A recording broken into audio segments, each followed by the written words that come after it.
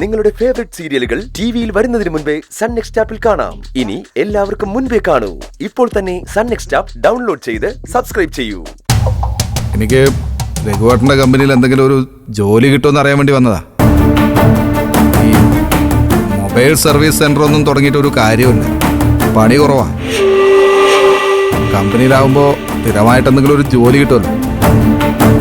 അല്ല, അതിപ്പോ ഇവിടെ നിനക്ക് പറ്റിയ എന്ത് ജോലിയാ? പിന്നെ ഒന്നാമത് വർക്കിംഗിലിരുന്ന സ്ഥാപനം, അതാ ഞങ്ങൾ ഏറ്റെടുത്തത്. നിലവിലുണ്ടായിരുന്ന സ്റ്റാഫുകളെല്ലാം ഇപ്പോഴും ഉണ്ട്. അയ്യോ, എനിക്ക് ഇന്ന് തന്നെ ഒരു ജോലി വേണം നല്ല രഘുവേട്ട പറഞ്ഞത്. സമയമെടുത്ത് രഘുവേട്ടൻ എനിക്ക് പറ്റിയൊരു തസ്തിക ഉണ്ടാക്കി തന്നാൽ മതി. ഇനിയിപ്പോൾ ചീരുവിൻ്റെ ഡെലിവറി കഴിയാതെ രഘുവേട്ടൻ എനിക്ക് ഇവിടുത്തെ മാനേജർ പോസ്റ്റ് തരാമെന്ന് പറഞ്ഞാൽ പോലും ഞാൻ ഏറ്റെടുക്കില്ല. ചീരുവിന്റെ ഡെലിവറി ഇതും തമ്മിൽ എന്താ വിനയ ബന്ധം?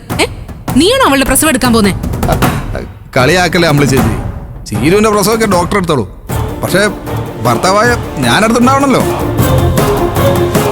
അപ്പൊ നീ വീണ്ടും ചീരുവിനെ ഉപദ്രവിക്കാൻ തീരുമാനിച്ചിറങ്ങിയിരിക്കുകയാണല്ലേ? അത് കുറച്ച് ബുദ്ധിമുട്ടാവുമല്ലോ. പിന്നെ വീട് രഘുവേട്ട, ഇതിനൊന്നും ഇവൻ മറുപടി പോലും അർഹിക്കുന്നില്ല. ഭാര്യ പ്രസവിക്കുമ്പോ ഭർത്താവ് വന്ന് വെറുതെ വായിൽ നോക്കി നിന്നാ പോരാ. ഭർത്താവിന്റെ പോക്കറ്റില് ഭാര്യയുടെ പ്രസവച്ചെലവിനുള്ള കാശ് കൂടി ഉണ്ടാവണം, അറിയോ? ജോലി ചെയ്യുന്നെങ്കിലേ ചീരുന്റെ ഡെലിവറി കഴിഞ്ഞിട്ടേ ചെയ്യുള്ളൂന്ന്. ചീരുന്റെ 2 മക്കൾ അവൾക്ക് തിരിച്ചു കൊടുക്കാൻ നീ വാങ്ങിയത് 15 ലക്ഷം രൂപയാ. ആ നിനക്ക് ജനിക്കാൻ പോകുന്ന കുഞ്ഞിനെ കാണാനുള്ള അർഹത പോലുമില്ല. വിനയ, ഉള്ളത് പറയാലോ, നിനക്ക് ഇപ്പോഴും ഒരു മാറ്റമില്ല. പഴയ വിനയനെ ഇനി ഞങ്ങളാരെങ്കിലും ചുമക്കുമെന്ന് കരുതും വേണ്ട. അങ്ങനെ പറയല അങ്ങളെ, ഞാൻ അങ്കിളിനോടൊരു തെറ്റും ചെയ്തിട്ടില്ലല്ലോ.